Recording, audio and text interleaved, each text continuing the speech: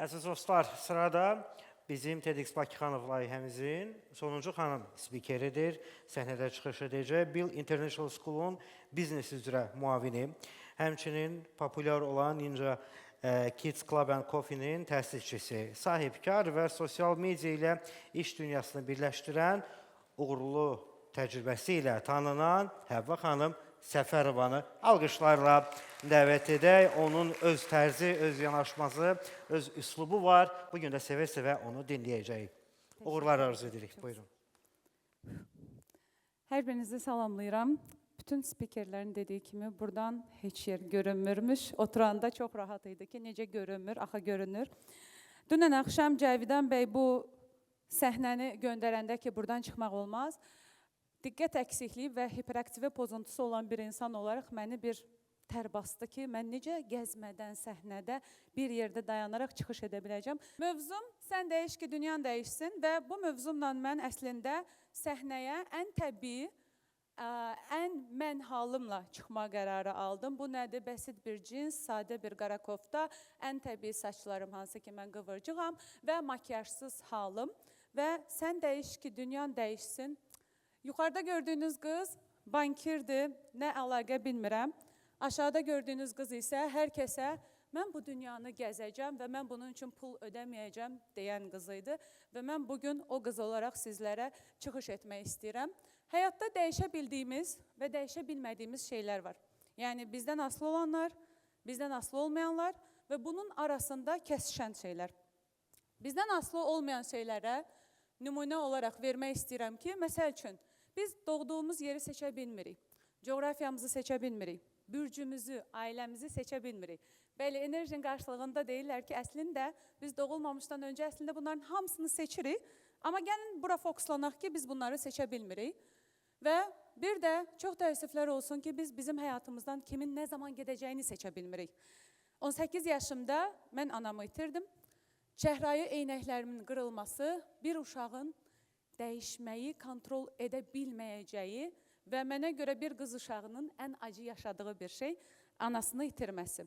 Mənim həyatım 3 hissədən ibarətdir və Şuhari fəlsəfəsi deyir ki, öncə öyrən və təqlid et, daha sonra başqalarının qaydalarını sorğula və öz yolunu axtar və sonda öz qaydalarını yarat. Və mən buna inanıram ki, biz bu saniyəni bir də yaşamayacağıq. Mən bəlkə də TEDx səhnəsinə çıxdığım zaman bir də bu formada danışmayacağım. Ona görə bizim həyatımızda heç nə təkrarlanmır, heç nə bir də əvvəlki qədər olmur. 18 yaşlı Həvva qaydalara əməl etməyi öyrənir və ilk çıxaracağı dərsi olur ki, 4 uşaqlı ailədə evin birinci övladıdır, evin birinci qızıdır, anası rəhmətə gedir və hər kəs ona yüklənir. Güclü olmalısan, cəsarətli olmalısan, ağlamamalısan. Çünki sənə baxacaqlar və səni gücsüz görsələr, onlar da bitəcəklər. 18 yaşlı qızın çiyinlərinə qoyduqları bir yük var. Heç özü də bilmir ki, niyə güclü olmalıdır, niyə ağlamamalıdır, niyə zəif olduğunu dilə gətirməməlidir və niyə acı çəkdiyini deməməlidir. Çünki hər kəs ona sadəcə bunu deyir, toxtaqlan, toxtaqlan. Gəncə Şəmkir zonasından olan insanlar bu ifadəni çox gözəl verir. Yəni, özünü ələ al, sən möhkəmsən, güclüsən və s. Və mən heç seçimim olmadan 18 yaşında öz ailəmin ögey anası olmağı seçdim. Yəni, mən güclüyəm, mən bütün ailənin yükünü üzərimdə daşıya biləcək gücdəyəm və mən bunu edəcəm.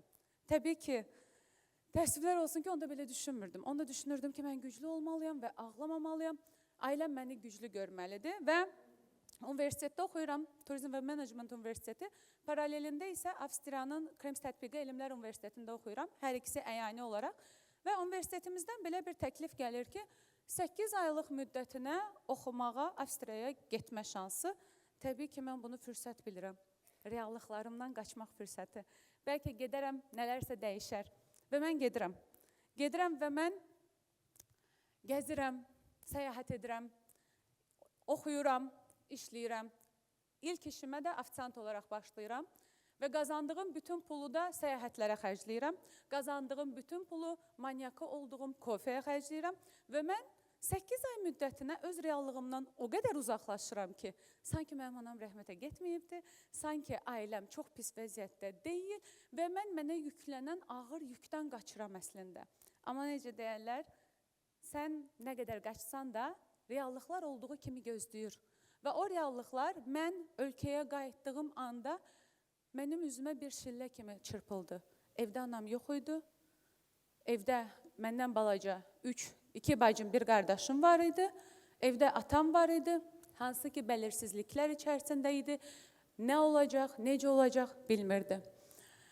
Və mənim həyatımda bir şey dəyişmişdi. Mən gedib xaricdə oxuyub gəlmişdim 8 aylıq müddətinə. Amma həm də bir şey dəyişməmişdi. Reallıqlar dəyişməmişdi. Olduğu kimi məni orada gözləyirdi. Və mən həmin dövrdə bir şey dərk etdim. Reallıqdan nə qədər çox qaçırıqsa, biz öz zamanımıza heyfimiz gəlmir sanki. Biz öz zamanımızdan kəsirik. Və o anda reallığı qəbul etməyə başladım, amma bu belə asan deyildi. Bu çox ciddi, ağır, travmatik və çox acılı keçibdi o reallıqları qəbul etmək. O çəhrayı eynəyin qırılması, əslində reallığın tamamilə sənin ananın göstərdiyindən çox fərqli olmasını görmək çox qırıcı idi. Amma necə deyərlər, qırmayan şeylər bizi möhkəmləndirir. Bundan bir əvvəlki slayda dönək. Qırmayan şeylər bizi möhkəmləndirir. Və həyatımın 18 yaşımda ən qərar verdiyim detallardan biri də o idi ki, artıq qaydanda 19 yaşımı atlayırdım. Bu idi ki, mən işləyəcəm, yenə qaçıram, yenə reallıqlarımdan və ən əsası acılarımdan qaçıram. Mən işləyəcəm və mən gecə-gündüz işləyirdim. Düşünün, səhər 8-də başlayan bir təhsil, günorta 2-də digər təhsil başlayır, axşam 6-da otellərdən birinə ofisiant olaraq işləməyə gedirəm gecə saat 12-yə qədər və bu 2 il bu formada, döngüsəl formada davam edir. Və mən korporativ həyata girirəm, məzun oluram. Heç bilmirəm niyə, hələ də bilmirəm. 2,5 il, 2 il yarım korporativ sektorda, bank sektorunda çalışıram.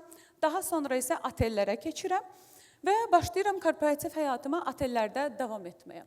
Korporativ həyatımın da, necə deyərlər, 3 mənim üçün ən detallı hissəsi var. Bunlardan ən təməlində mənim öz qorxularımla üzləşə bilməmə reallığı dayanır. Siz necə? Bəzən olur ki, həyatımızda nəsə qaydasında getmir. Çox yaxşı maaş alırsan, həyatın çox yaxşıdır, hər şey əladır, kənar gözdə. Amma sən düşünürsən ki, içdə bir yerdə, mənim istədiyim bu deyil, nəsə o deyil. Çünki əslində işdə yığılırsan, özünü orada görmürsən, orada hiss eləmirsən, ora sənin deyil, sən özünü ora aid hiss eləmirsən və nələrsə dəyişməlidir. Amma sənin onu dəyişmək, istəmək cəsarətin belə yoxdur. Həmin o anda bilirsiniz nə gəlir içə? Hirs gəlir, qəzəb gəlir, kimdənsə bunu çıxma istəyi gəlir və o təəssüflər olsun ki, şillə olaraq mənim ən zəif anımda, ən etməməli olduğum insana dəyir. Mənim böyük oğluma dəyir, hansı ki, onda onun sadəcə və sadəcə 3 yaşı var idi. Və əslində o şillə, mən o şilləni 7 il sonra bağışlaya bilirəm həmin hadisədən. Və o şillə əslində mənim özümə vura bilmədiyim bir şillə olur. Hansı ki, mən orada işləməyə bilərəm. Mən oradan çıxa bilərəm. Mən başqa yol seçə bilərəm. Amma üzərimizə yüklənən öhdəliklər, övladımızın olması, öz evimizi yaratma istəyi və eyni zamanda da ətrafda olan hər kəsin, ən əsası isə atamın, yoldaşımın və qaynatamın sən çox bomba işləsən, başın xarab olub, hara gedirsən deyə baxan o baxışları. Həmin o şillə məni korporativ sektordan ayıran şillə oldu. Çox ağrılı idi, çox əziyyətli idi. Bu belə asan deyil ki, deyək ki, mən 7 il sonra bağışladım bunu, Allah, super, hər şey yolunda, xeyr. Bu çox ağrılı idi və bilirsiniz necə, bəzən bizə sosial mediada bunu ötürürlər. Mən də bir bloger olaraq, bəlkə də bəzən bu səhvi özüm də eləyirəm. Bacaracaqsan, güclü olacaqsan. Amma heç kim yolun özünü danışmır. Necə bacaracağım? Bəlkə mən elə şillə təpik yeyə bacaracağım bunu. Bəlkə mən ümumiyyətlə heç oradan çıxa bilməyəcəm. Bu necə olacaq? Bunu heç birimiz demirik. Və biz demirik ki, əslində dəyişim bədəlləri ilə birlikdə gəlir. sən bir şey dəyişmək istəyirsənsə, mütləq ki, ona görə bədəl ödəməlisən. Siz burada iştirak etmək üçün bədəl ödəmisiniz, bilet almısınız və buna pul vermisiniz və yaxud da sadəcə gəlib dəvətçi olaraq iştirak etmisiniz və yenə də bədəl ödəmisiniz. Həyat öz bədəlləri ilə gəlir və biz bu bədəlləri hər gün bilərək və yaxud da bilməyərək ödürük. Mən də bu bədəli ödədim. Korporativ həyatımdan çıxmaq, yəni ha dili ilə desək, qaydalardan qopmaq heç də asan deyildi. 2 uşaqlı ana çox yaxşı yerdə çalışdığı bir işdən çıxır, yaxşı maaşdan çıxır və sanki əlini belə itələyir ki, yox, bu mənə lazım deyil. Və ilk qarşılaşdığı əngəl öz yaxın çevrəsidir. Həyat yoldaşı, atası, qaynatası və ona baxan gözlər ki, başın xarab olub sənin. Nəyin çatmır həyatda? Sən niyə bu davranış elədin? Çatmayan duyğu muydu? Çatmayan mənim olmaq istədiyim, özümü görmək istədiyim yer idi. Mən buranı istəmirdim, mən burada olmaq istəmirdim. Okey, mən çox yaxşı maaş qazanırdım, amma bu məni xoşbəxt eləmirdi. Okey, mən çox yaxşı bir holdingdə idim, bu da məni xoşbəxt eləmirdi. Çünki mən öz riyimi tapa bilmirdim. Kiməm mən? Həyata niyə gəlmişəm? Bu həyatdan olan istəyim nədir? Nəyi əldə eləməyə çalışıram ki, mən bu qədər çox vurnuxuram? Və o anda mənim çox yaxşı bir dostum var, Azər. Azər mənim həyatıma 3 dəfə toxunubdu və bunun hər biri mənim karyera yolumda mənim dəyişimimə səbəb olubdu. Və Azər gəldi bir gün dedi ki, biz sən nə var? Nə gəzirsən burada? Get qur, alınacaq. Bəzən bizim həyatımızda bizə şillə vura bilən insana ehtiyacımız var. Bizə hər zaman, oy çox gözəlsən, nə qəşəngsən, ağıllısın. Buna ehtiyac yoxdur. Bu formada inkişaf olmur. Bu formada biz sadəcə öz komfort zonamızda daha da qalmağı seçirik. Çünki rahat olan budur. Dəyişim acılıdır, ağrılıdır, rahat deyil, narahat edicidir və təşviq edicidir. Və Azər mənim həyatıma toxunanda mən belə elirdim. Azər, alınmasa başa düşürsən necə bir yük götürəcəm üzərimə. Ay qız uzaq başı gələrsən, yenidən korporativ sektora qayıdarsan, ən azından heç olmasa 500 daha aşağı maaşla işə yenidən başlayarsan. Yəni ötürməyə çalışdığı mesaj o idi ki, başlamaq üçün sıfıra ehtiyac yoxdur. Qayıdacağın yer yenə bir nöqtəsi olacaq. Amma ən azından 2-3 addımla və yaşa, bəlkə heç onu da görməyəcəksən. Və həyatımda kaş deməyi sevməyən bir insan olaraq bu cəsarəti mən Azərdən tapdım. Və mən korporativ həyatdan çıxdım. Mən korporativ həyatdan çıxdığım anda pandemiya girdi. Bəli, bu mənim heç bir halda nə A planımda var idi, nə B planımda, nə C planımda, heç bir planımın içində yox idi və 6 aylıq depressiv bir period keçdi. Harda ki, nə baş verəcək, necə baş verəcək, heç bir halda, heç bir anlam qata bilmirdim buna. Çünki ətrafımda olan və mənim qonaqpərvərlik sahəsindən, yəni xidmət sektorundan olan bütün dostlarımda bu qeyri-müəyyənlik var idi. Baxıram ki, həkimlər işləyir, marketlər işləyir, retail sektor işləyir. Bir sektor bizim sektorda batdı. Hər şeyi, hər yeri bağladılar. Hətta ən sonda belə bizim sektor açıldı. Ən sonda belə otel və restoranlar, kafelər açıldı. Yəni o dərəcədə bir çətin sektora girmişdik əslində. Və nə etmək istədiyinlə bağlı fikrin yoxdursa, özün daxil heç kimi inandıra bilmərsən. Çünki beynin ən birinci növbədə səni qəbul etmir. Beynin qəbul edir, getmir ki, necə yəni? Yəni sən eləyərsən bunu. 2 körpə uşaqla freelance həyata davam edirəm və çox qəribə bir haldır ki, Rowling kimi bir yazıcı Edinburghda, Kalyaskada uşağı ilə Harry Potter yazarkən mən 2 az yaşlı övladımla Bakıda elə bir kafe olmur ki, oradan qovulmayım ki, nə var, mənim uşaqlarım səs salır.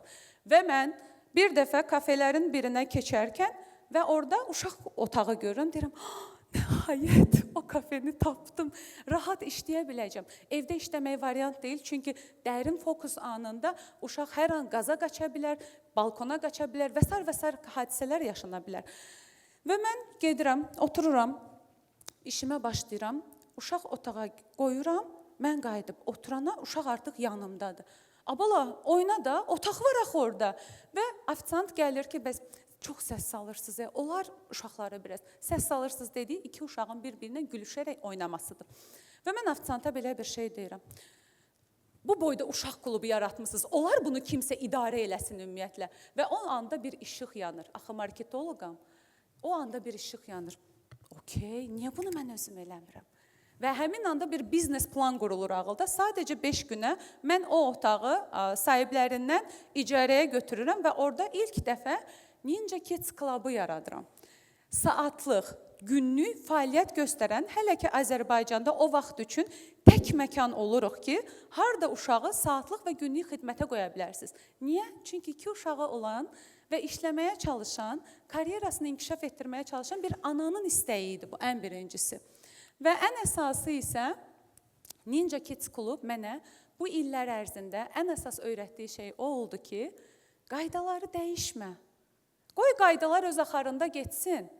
Sən də öz qaydalarını yarat. Sən də öz mühitini yarat. Və mən 2 illik bir fasilədən sonra pandemiya tamamilə çıxır aradan və biz nəhayət standart və hazır həyatımıza geri dönürük.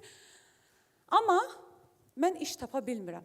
Heç bir oteldə iş tapa bilmirəm. Tapdığım işlər mənim maaş gözləntilərimi qarşılamır.